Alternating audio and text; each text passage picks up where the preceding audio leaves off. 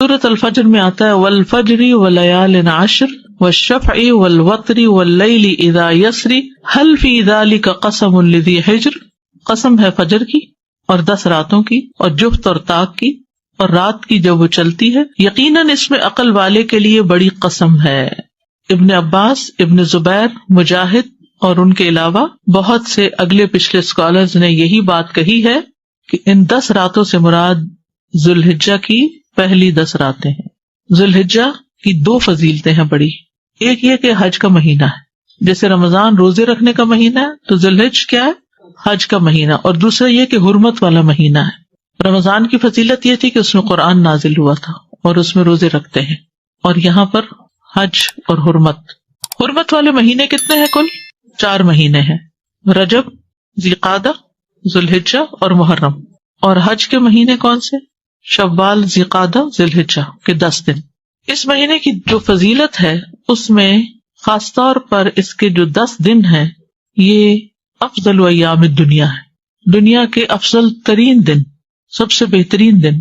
رسول اللہ صلی اللہ علیہ وسلم نے فرمایا دنیا کے دنوں میں افضل ترین دن 10 دن یعنی 10 ذوالحجہ کے دن ہے۔ کوئی دن اللہ کے ہاں ان 10 دنوں سے زیادہ عظمت والا نہیں۔ ان کی عظمت کو محسوس کیجیے، سمجھیے، ان کو عام دنوں کی طرح ہم نے نہیں گزارنا۔ حدیث میں آتا ہے کوئی دن اللہ کے ہاں ان 10 دنوں سے زیادہ عظمت والا نہیں، اور نہ ہی کسی دن کا عمل اللہ تعالیٰ کو ان 10 دنوں کے عمل سے زیادہ محبوب ہے۔ پس تم ان 10 دنوں میں کثرت سے لا الہ الا اللہ، اللہ اکبر اور الحمدللہ کہو۔ تو ان دنوں میں کرنے والا افضل ترین کام کیا ہے؟ یہ تسبیحات زیادہ سے زیادہ، تحلیل، تکبیر، تحمید۔ ابن عباس کہتے ہیں کہ رسول اللہ صلی اللہ علیہ وسلم نے فرمایا اللہ تعالیٰ کو کوئی نیک عمل کسی دن میں اتنا پسندیدہ نہیں جتنا ان دنوں میں پسندیدہ اور محبوب ہوتا ہے، یعنی 10 ذوالحجہ۔ صحابہ نے کہا اللہ کے رسول کیا جہاد فی سبیل اللہ بھی نہیں؟ آپ نے فرمایا نہیں، جہاد فی سبیل اللہ بھی نہیں، مگر جو کوئی شخص اپنی جان اور مال لے کر نکلا ہو پھر کچھ واپس نہ لایا ہو۔ ان دنوں میں کوئی بھی جو نیکی کی جائے گی وہ عام دنوں کے مقابلے میں افضل ہوگی، مثلاً قرآن کی تلاوت، اذکار کی کثرت، صدقہ خیرات۔ نبی صلی اللہ علیہ وسلم نے فرمایا اللہ تعالیٰ کے نزدیک ذوالحجہ کے 10 دنوں میں نیک اعمال بہت پاکیزگی اور بہت بڑے ثواب کا باعث ہیں۔ پاکیزگی کی بھی بات پڑھی نا، ازکا عند اللہ واعظم اجرا، جہاد سے بھی افضل اعمال ہیں۔ صحابہ ان دنوں انتھک محنت کیا کرتے تھے، پھر چونکہ حرمت والا مہینہ ہے تو ہمیں دوسروں کی جان، عزت، مال ان سب کی حرمت رکھنی ہے، یعنی ڈوز اینڈ ڈونٹس۔ ایک طرف کیا کرنا ہے؟ تسبیحات کی کثرت، اور دوسری طرف کیا چھوڑنا ہے؟ غیبت، چگلی، طعنہ، فضول میں لغو باتیں، ہنسی مذاق۔ اور ان دنوں کا سب سے افضل عمل قربانی ہے۔ اقوال میں تسبیحات ہیں، افعال میں قربانی۔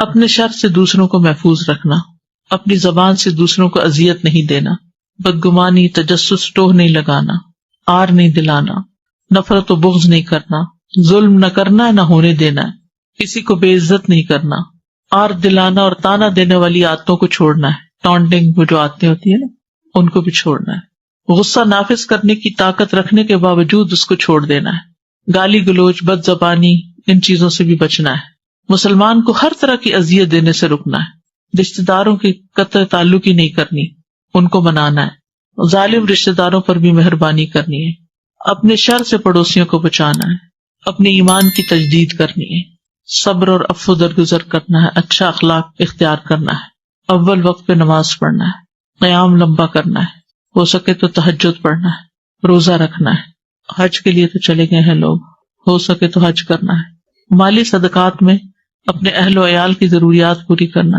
ناراض رشتہ دار کو تحفہ دینا، اپنے بہن بھائیوں کی یا اپنے دوستوں کی ضروریات پوری کرنا، پانی پلانا، ایسا صدقہ جو خود کو محتاج نہ کرے کسی کا، ناراض لوگوں کو آپس میں صلح کرانا، کسی کو خوش کرنا، کسی کو پریشانی دور کرنا، پھر اپنے نفس اور خواہش سے جہاد کرنا، لوگوں کو اپنی برائی سے محفوظ رکھنا، اور صدقے خیرات میں کھانے پینے اور دیگر چیزوں کے علاوہ اچھی کتابیں، اچھے پیمفلیٹس اور خصوصاً اس ٹاپک کی اویئرنیس لوگوں میں کریٹ کرنا ہے، قرآن کی تلاوت میں عام روٹین سے زیادہ پڑھنا ہے، اس کو انکریز کرنا ہے۔ اللہ سبحانہ وتعالیٰ ہمیں عمل کی توفیق عطا فرمائے۔ پیمفلیٹ نکال لیجیے، ہم اسی میں سے پڑھیں گے تاکہ پھر یہ باتیں ہمیں یاد بھی رہیں۔ 10 ذوالحجہ، عید الاضحیٰ، اور قربانی۔ فضائل عشر ذوالحجہ۔ رمضان المبارک کے بعد ذوالحجہ کا مہینہ اسلامی مہینوں میں نہایت اہمیت کا حامل ہے۔ یہ مہینہ حرمت والے مہینوں میں سے ایک ہے۔ ذوالحجہ کا پہلا عشرہ نیکیوں اور اجر و ثواب کے اعتبار سے عام دنوں کے مقابلے میں بہت اہم ہے، جس کی فضیلت قرآن کریم اور احادیث سے ثابت ہے۔ قرآن مجید میں اللہ سبحانہ تعالیٰ نے ان دنوں کی قسم کھائی ہے، والفجر ولیال عشر، قسم ہے فجر کی اور 10 راتوں کی۔ اکثر مفسرین کے نزدیک لیال عشر سے مراد ذوالحجہ کی ابتدائی 10 راتیں ہیں۔ یہ ہم جانتے ہیں کہ اللہ سبحانہ تعالیٰ نے اس کائنات کے اندر بعض چیزوں کو بعض پر فضیلت دی ہے۔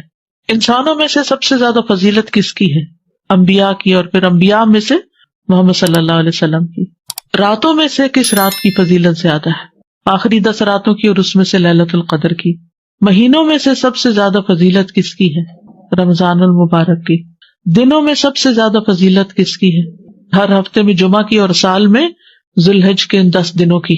یعنی راتوں میں رمضان کی راتیں افضل ہیں ذوالحج کی راتوں سے، لیکن ذوالحج کے دن رمضان کے دنوں سے زیادہ افضل ہیں۔ تو یہ بہت اہم عشرہ ہے، اس لیے اس کو بڑے دھیان سے گزارنا ہے، اور نیکی کے کاموں میں زیادہ سے زیادہ وقت لگا کے اس کو گزارنا ہے۔ اور اس کی فضیلت جو ہے وہ قرآن مجید سے بھی ثابت ہے۔ اللہ نے ان راتوں کی قسم کھائی ہے۔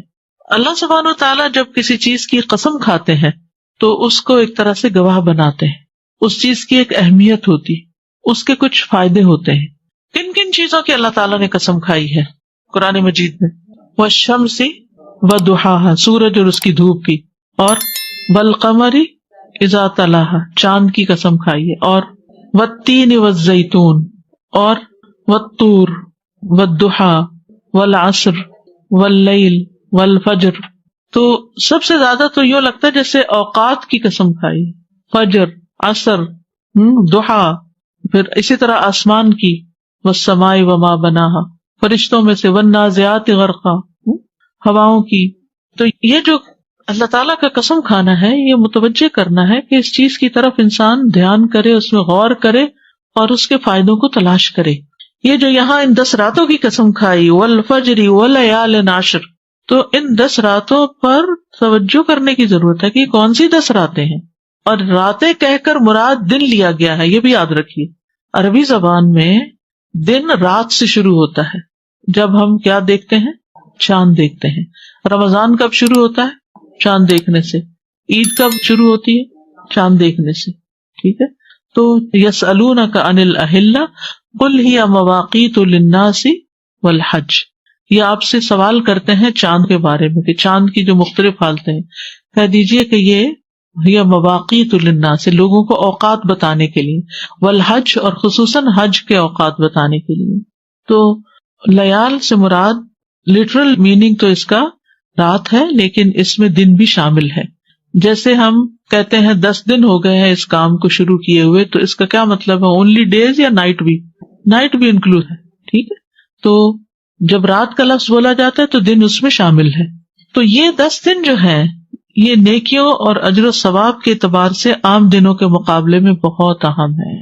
پورے سال کے دنوں میں آپ کو وہ فضیلت نیک اعمال کی نہیں ملے گی جو ان 10 دنوں میں ملے گی۔ لیکن ان 10 دنوں کا خاص عمل کیا ہے؟ اللہ تعالیٰ نے ان 10 دنوں میں اپنے ذکر کا خاص حکم دیا ہے۔ ارشاد فرمایا وَيَذْكُرُ اسْمَ اللَّهِ فِي أَيَّامٍ مَّعْلُومَاتٍ، سورۃ الحج آیت 28، اور معلوم دنوں میں اللہ تعالیٰ کا نام یاد کریں، یعنی اللہ کے نام کا ذکر کریں، ورد کریں۔ ابن عباس سے روایت ہے کہ ان معلوم دنوں سے مراد عشرہ ذوالحجہ کے 10 دن ہیں، اور ان 10 دنوں میں کیے جانے والے اعمال اللہ تعالیٰ کو دیگر دنوں کی نسبت زیادہ محبوب ہیں۔ ان 10 دنوں میں جو بھی نیکی کا کام آپ کریں گے، آپ اس کا اجر و ثواب زیادہ پائیں گے، اور اللہ کی محبت کو پانے کا ذریعہ بن جائے گا۔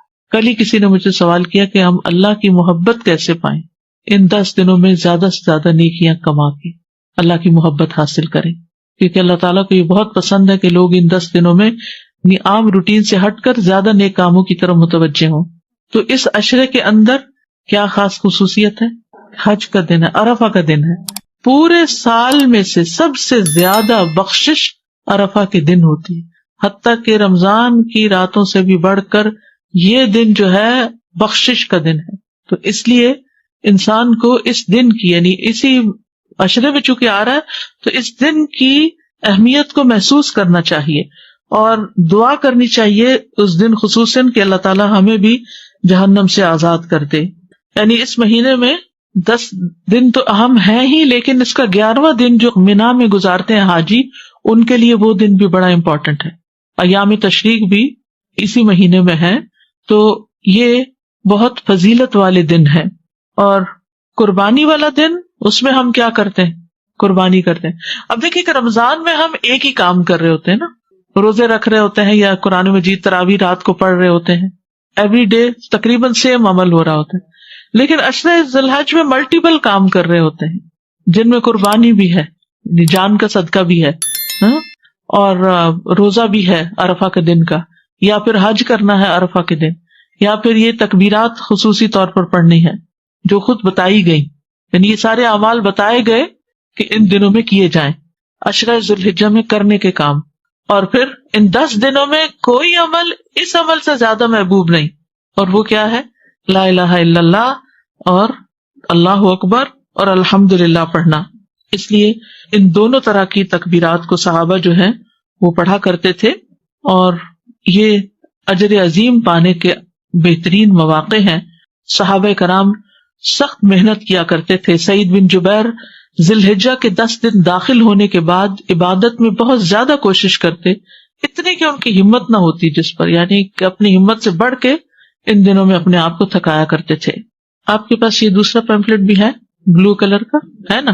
اس میں آپ دیکھیے کہ پیچھے کی طرف یہ تکبیرات لکھی ہوئی. آپ یہ کر سکتے ہیں گھر لے جا کر اس کو اپنے وارڈروب پہ یا اپنے ڈریسنگ ٹیبل پہ یا کسی بھی جگہ جہاں آپ کی نظر زیادہ پڑتی ہے وہاں اس کو چپکا دے. اس کے علاوہ ایک اور کارڈ بھی آپ کو بک اسٹال سے مل جائے گا جس میں صرف تکبیرات لکھی ہوئی. دوسرا یہ کہ اس کا فائدہ یہ ہے اس بروشر کا کہ اس کے اندر کرنے کے کاموں کی ڈیٹیل دی ہوئی ہے جو آپ کو ریمائنڈر ہو سکتا ہے. آپ اس کو پڑھ سکتے ہیں. اگر آپ اس کو کھولیں اور کھول کے بھی لگا دیں تو یہ پوسٹر 10 دن لگا رہے تو آپ کو نیک نیک کاموں کی یاد دہانی ہوگی. آپ چاہیں تو اس کو کسٹمائز کر کے اپنے پرسنل مزید کوئی چیزیں اس میں لکھنا چاہیں جو اس میں نہیں لکھی ہوئی تو وہ بھی آپ لکھ سکتے ہیں. کیونکہ یعنی نماز، روزہ، قرآن مجید، ذکر اور دعا، صدقہ و خیرات، خدمت خلق، عید اور قربانی، متفرقات، یہ ساری چیزیں ان 10 دنوں میں جمع ہو سکتی ہیں. کیونکہ کسی بھی دن کیا ہوا عمل اللہ تعالیٰ کو ان 10 دنوں میں کیے ہوئے عمل سے زیادہ محبوب نہیں. دوسرا اہم کام جو ان دنوں میں کرنے کا ہے وہ ہے روزہ رکھنا. اب اس میں بہت جھگڑا ہوتا ہے کہ عرفہ کا دن یہاں کا ہو یا وہاں کا ہو.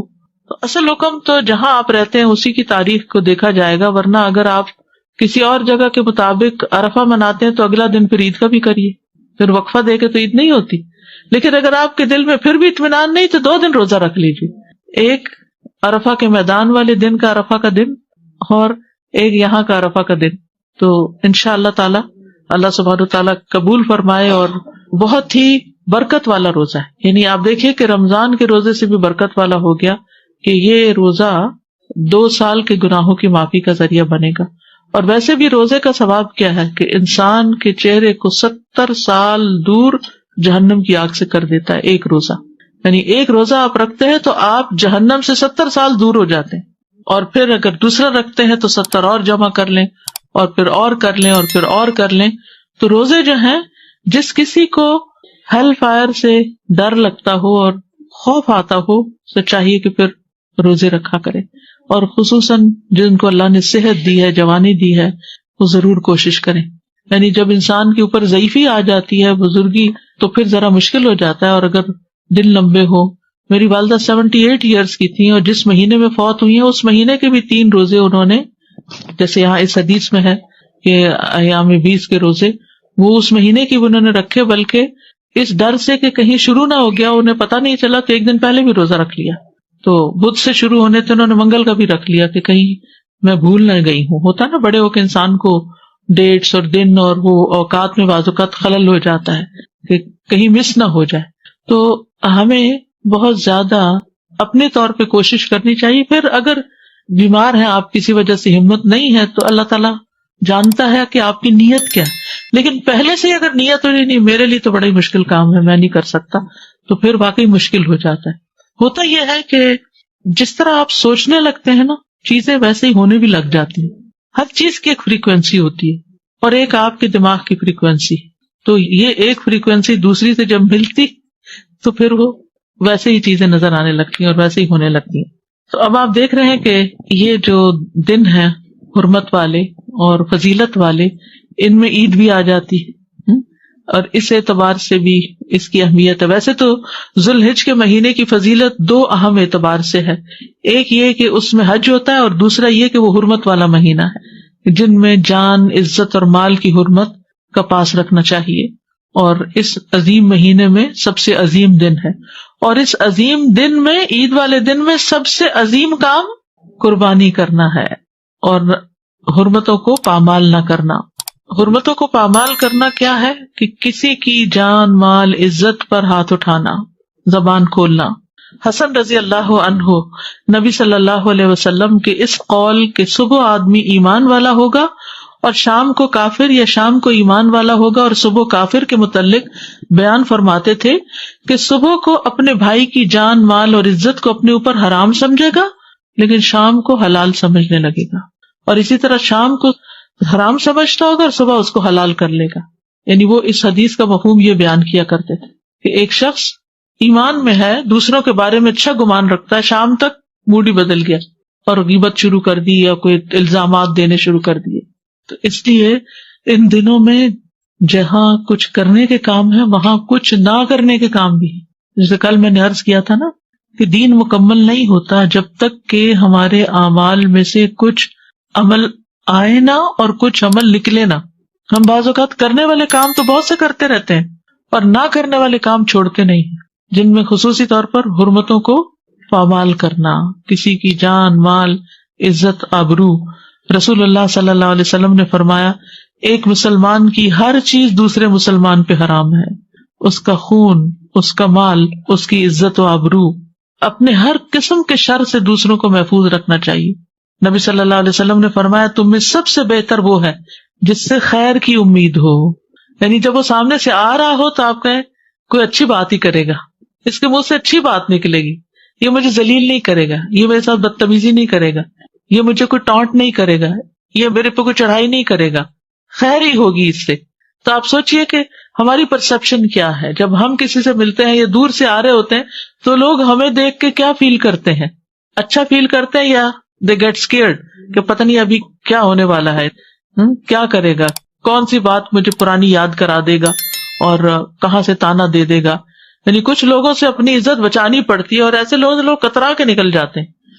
اور کچھ لوگ ہوتے ہیں کہ جن کے ملنے کا انتظار رہتا ہے کہ وہ آئیں اور ان سے کوئی خیر کی بات سنیں. اور فرمایا سب سے بدتر وہ ہے جس سے کسی خیر کی توقع نہ ہو، کوئی تمہارا بھلا نہ کرو اور اس کے شر سے امن نہ ہو. اس لیے بہت ضروری ہے کہ ان دنوں میں غیبت، چغلی وغیرہ سے بچنا چاہیے. اپنی زبان سے دوسروں کو اذیت نہیں دینی چاہیے، آپس میں نفرت اور بغض کو چھوڑ دینا چاہیے، نہ ظلم کرنا چاہیے نہ ہونے دینا چاہیے، کسی کو بے عزت نہیں کرنا چاہیے، آر دلانے اور تانا دینے والی عادتوں کو چھوڑ دینا چاہیے. کیونکہ جو شخص کسی کو آر دلائے گا اس پر اس چیز کا وبال آئے گا. ٹھیک ہے، رسول اللہ صلی اللہ علیہ وسلم نے فرمایا اگر کوئی آدمی تمہارے کسی برے فعل پر جسے وہ جانتا ہے تمہیں آر دلائے تو تم اس عیب کو جسے تم جانتے ہو اسے تانا مت دینا. یعنی کسی نے تمہیں تانا دے دیا ہے تو بدلہ لینے کے لیے تانا نہ دینا، کیونکہ اس چیز کا وبال اس پر ہوگا جو اس نے کی ہے. تو یہ بہت اہم چیز ہے. بالکل جیسے حج کے دنوں میں کیا حکم ہے کہ فلا رفث ولا فسوق ولا جدال فی الحج، کہ گناہ کے کام نہیں، جھگڑا نہیں، بے حیائی کے کام نہیں. پھر گالی گلوچ اور بد زبانی سے انسان کو بچنا چاہیے، ہر قسم کی اذیت سے دور رہنا چاہیے. یعنی جیسے سب کے سامنے تھوک دینا، گلی بازار پہ کوڑا پھینکنا، پیشاب کر دینا کسی کے سامنے، اس طرح کی جو بھی چیزیں دوسروں کو اذیت دینے والی ہیں. پھر اسی طرح قطع رحمی کے وبال سے بچنا چاہیے، کیونکہ قطع رحمی کرنے والے کے اعمال قبول نہیں ہوتے، اور جو رشتوں کو کاٹ کے رکھتا ہے یا جھوٹی قسم اٹھاتا ہے وہ مرنے سے پہلے اس کا وبال دیکھ کر رہے گا. ظالم رشتہ داروں پر بھی مہربانی کرنی چاہیے، خادموں پر زیادتی سے بچنا چاہیے، پڑوسیوں کو شر سے بچانا چاہیے۔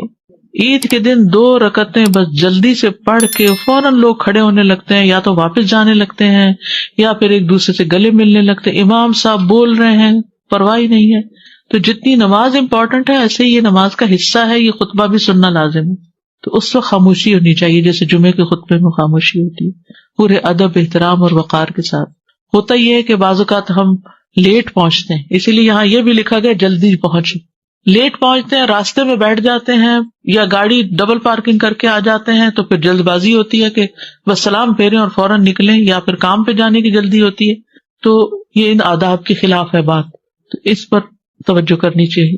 عید کی خوشی میں سرشار ہوتے ہیں اور سرشاری میں سب کچھ بھول جاتے ہیں، ادب آداب ہی بھول جاتے ہیں کہ کیا کرنا چاہیے کیا نہیں، کیونکہ جس سے مل رہے ہیں اس قدر ایکسائٹیڈ ہیں، گلے مل کر جھولتے رہتے ہیں، اور یہ بھول جاتے ہیں کہ پیچھے کوئی لوگ بھی کھڑے، اور بعض اوقات لمبی لائنیں کھڑی ہو جاتی ہیں ہمارے پیچھے، اور ہم عین دروازے کے بیچ میں کھڑے ہو کر اپنی لمبی چوڑی باتیں اور دن بھر کا پروگرام شیئر کرنے لگتے ہیں کہ آج کہاں کہاں جانا ہے۔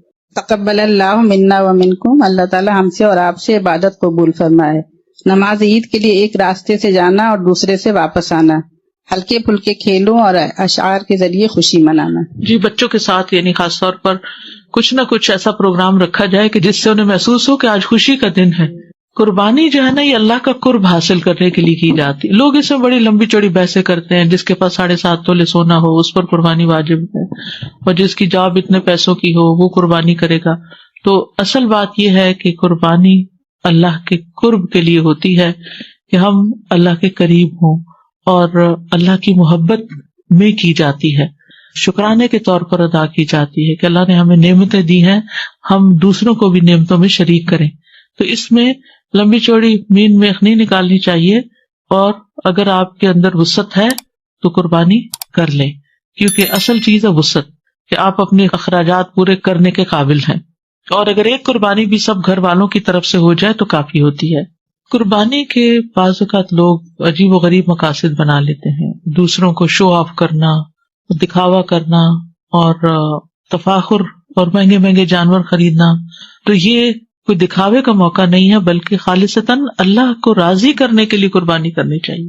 فَصَلِّ لِرَبِّكَ وَانْحَرْ، یعنی اللہ کو نہ خون پہنچے گا نہ گوشت پہنچے گا، خون زمین میں گر جائے گا اور گوشت ہم کھا لیں گے۔ وہاں کیا جائے گا؟ دلوں کا تقویٰ۔ تقویٰ میں کیا ہے؟ اللہ سے محبت کتنی، اللہ کا خوف کتنا ہے۔ یعنی اس قربانی کی عید کے بعد ہمارے تقویٰ میں کیا اضافہ ہوا، یہ ہے سوال۔ قرب میں کتنا اضافہ ہوا اور تقویٰ میں کتنا اضافہ ہوا، ہم سب کو اپنے آپ سے پوچھنا ہے کہ عشر ذی الحج کے بعد ہماری کیفیات کیا ہیں، اور اگر پہلے حال سے بھی گئے ہیں صرف پکنک بنا کے اور باربیکیو کر کے ادم شور ہنگامہ، تو پھر ہم نے اصل مقصد تو کھو دیا۔ تو اس لیے آپ کو یہ جو گفٹ دیا گیا ہے، تو جب کسی کو گفٹ دیا جائے تو اس کو کیا کرنا چاہیے؟ اس کو استعمال بھی کرنا چاہیے اور واپس بھی کرنا چاہیے۔ جی، اذا حییتم بتحیۃ فحیوا باحسن منہا وردوہا، تو جنہوں نے آپ کو گفٹ دیا ہے، جنہوں نے بھی دیا ہے، وہ چاہتے ہیں کہ آپ ان کے ثواب میں اضافہ کرتے ہوئے اس کو کسی کے ساتھ شیئر کریں، گھر والوں کے ساتھ اس کو شیئر کریں۔ آپ یہ بھی کر سکتے ہیں کہ گھر والوں کو اکٹھے بٹھا کے تھوڑا تھوڑا انہیں سے ریڈ کروا لیں، اگر اردو آتی نہیں آتی تو خود ان کو پڑھ کے سنا دیں، یا اس کا انگلش بھی ہے وہ ان کو سنا دیں۔ اس کا فائدہ کیا ہوگا کہ سب کو ریمائنڈر ہو جائے۔ یہ میں نے خود تیار کروایا تھا، اس پہ ریسرچ کی تھی، سب کچھ کیا تھا، لیکن خود مجھے ذاتی طور پر ہر سال اس کو پڑھنے کی ضرورت محسوس ہوتی ہے، کیونکہ علم پرانا ہو جاتا ہے، بھول جاتی ہیں باتیں، روح نہیں زندہ رہتی، وہ چیزیں نیچے ہی دب جاتی ہیں، پھر ان کو نکال کے فریش کرنا پڑتا ہے۔ تو اس علم کو زندہ کرنے کی ضرورت ہے، کسی نہ کسی کے ساتھ ضرور شیئر کریں، چاہے لکھ کے کریں، بول کے کریں، پوسٹ کر کے کریں، دے کے اور مزید لے کے بانٹ کے، یعنی کچھ نہ کچھ اس میں حصہ ڈالیں، ٹھیک ہے۔ اور اگر آپ ساری کائنات پر غور کریں تو ہر چیز کچھ نہ کچھ قربانی کرتی ہے۔ اب جیسے ایک درخت ہے، کتنی تکلیفیں اٹھا کے وہ سردی گرمی میں کھڑا رہتا ہے، پھلوں کا بوجھ اٹھاتا ہے، لیکن وہ پھل سارے خود کھا جاتا ہے۔ کون کھاتا ہے وہ پھل؟ ہم کھاتے ہیں۔ سمندر کا پانی ہے، وہ بھاپ اڑتی ہے، ہوائیں اس کو اٹھاتی ہیں، تکلیف اٹھاتی ہیں ہمارے لیے، لے کے اڑتی ہیں، اور پھر وہ کون فائدہ اٹھاتا ہے؟ ہم فائدہ اٹھاتے ہیں۔ ہر چیز قربانی کر رہی ہے، اپنے اپنے طریقے سے کر رہی ہے، اور ایک ہم ہے کہ ہر چیز لے کے بیٹھے ہوئے، علم لے لیتے ہیں، وہ لے کے بیٹھ جاتے ہیں، اللہ مال دیتا ہے وہ لے کے بیٹھ جاتے ہیں، کوئی اور چیز اللہ ہمیں دیتا ہے، شیئرنگ کا نہیں سوچتے تو قرب ملتا ہے دینے سے، قربان کرنے سے۔ ابراہیم علیہ السلام کو قرب کیوں ملا تھا اللہ کا؟ اللہ نے ان کو اپنا دوست کیوں کہا؟ بیٹا قربان کرنے لگے، ہر چیز قربان کر رہے تھے۔ ایک بات بڑی عجیب لگتی ہے مجھے کبھی کہ اللہ سبحانہ تعالیٰ فرماتے ہیں وَآتَيْنَاهُ فِي الدُّنْيَا حَسَنَةً، کہ ہم نے ابراہیم کو دنیا میں حسنہ عطا کی۔ ہاں، کہتے ہیں ان کی زندگی تو امتحانوں سے بھری ہوئی تھی، اور اللہ سبحانہ تعالیٰ اس کو حسنہ کہتے ہیں۔ تو جب ہم مانگتے ہیں ربنا آتنا فی الدنیا حسنہ، تو اس کا صرف یہ مطلب نہیں ہوتا کہ اور مال مل جائے اور زندگی عیش و عشرت کا نمونہ بن جائے۔ اس کا مطلب ہے کہ ہمیں زیادہ سے زیادہ نیکیوں کی توفیق ہو، اور اگر ہماری زندگی میں کوئی امتحان آئے تو وہ بھی ہمارے درجات کی بلندی کا ذریعہ بن جائے۔ یہ ہے حسنہ، اور نیکی کی توفیق، اور نیکی کی توفیق، اور وہ اپنی نیند، آرام، سکون قربان کر کے ہی ملے گا۔ جب تک آپ اپنی کوئی چیز قربان نہیں کرتے نا، تو کسی اور کو کچھ دے نہیں سکتے۔ تو یہ قربانی کا جذبہ صرف اس جانور کی قربانی کر کے نہ کریں، یہ قربانی کا جذبہ اپنے اندر بھی لائیں۔ یہ عید کا پیغام یہی ہے، یہی ریمائنڈر ہے، اپنے اندر بھی قربانی کا جذبہ لائیں کہ دوسروں کی خاطر کبھی کسی کے لیے اپنی نیند قربان کر لینا، اور کبھی کسی کے لیے اپنی بھوک، اور کبھی کسی کے لیے اپنا مال، اور کبھی جان، اور کبھی اوقات، یعنی کچھ نہ کچھ دینے والے بنے۔ دیکھیں، اللہ اور ہمارے درمیان یہ دنیا حائل ہے، جتنا جتنا ہم اس کو اللہ کی خاطر نکالتے جائیں گے، یعنی اللہ کی خاطر استعمال کریں، ہم اللہ کے قریب ہوتے جائیں گے۔ اور یہ ہمیں فزیکلی ایک ایکٹیویٹی کرائی گئی، جانور ذبح کرو اور دیکھو اللہ نے اس کو پیدا کیا تمہارے لیے، کیسے وہ اپنی جان دے رہا ہے، تم اس کی تو جان لے رہے ہو، اپنی بھی کبھی دینے کی سوچی؟ یہ تو ایک ریچول ہے، اللہ کا حکم ہے۔ جی، اہمیت قربانی، کہ یہ صرف ہمیں حکم نہیں دیا گیا، ہر امت کو اس کا حکم تھا، ہر دور میں اس کا حکم رہا، سب شریعتوں میں قربانی رہی ہے۔ کہ پوچھے یہ قربانیاں ہم کیوں کرتے ہیں؟ فرمایا تمہارے باپ ابراہیم کی سنت ہے، یعنی انہوں نے اپنے بیٹے کی قربانی کرنے سے بھی دریغ نہیں کیا، تو ہم ان کی پیروی میں کم از کم ایک جانور تو قربان کریں۔ اگر ایک گھر میں ایک قربانی ہوتی ہے تو کافی ہے، اگر وہ سب اپنی اپنی کرنا چاہے تو بھی ٹھیک ہے، اور اگر ایک سب کی طرف سے ہونا چاہے تو وہ بھی ٹھیک ہے، سب کی ہو جائے گی۔ یعنی دیکھیں اصل میں کیا بات ہے کہ استطاعت پر ہے، کیونکہ نبی صلی اللہ علیہ وسلم نے 2 بھی کیا، 1 بکری بھی کی، ازواج کی طرف سے گائے بھی کی، 100 اونٹ بھی کیے۔ تو اصل جو مقصد ہے نا قربانی کا، وہ ہے قرب۔ کہ ہو سکتا ہے 1 سال آپ کی حیثیت ہو، ہر بچہ کما رہا ہے، اپنی اپنی کر سکتا ہے، اور 1 سال جاب نہیں ہے، تو اگر ماں باپ کر رہے ہیں سب کی طرف سے تو وہ بھی کافی ہے۔ یعنی ہسبینڈ کر رہا ہے، بیوی کی طرف سے بھی، بچوں کی طرف سے بھی، ایک فیملی کی طرف سے ایک جانور کی قربانی کافی ہے۔ دیکھیں 10 حصے پڑ سکتے ہیں، یہ مطلب ہے 10 لوگ شامل ہو سکتے ہیں، 10 لوگ مل کے پیسے کنٹریبیوٹ کر کے 1 اونٹ ذبح کر لیں، یہ بھی ہو سکتا ہے۔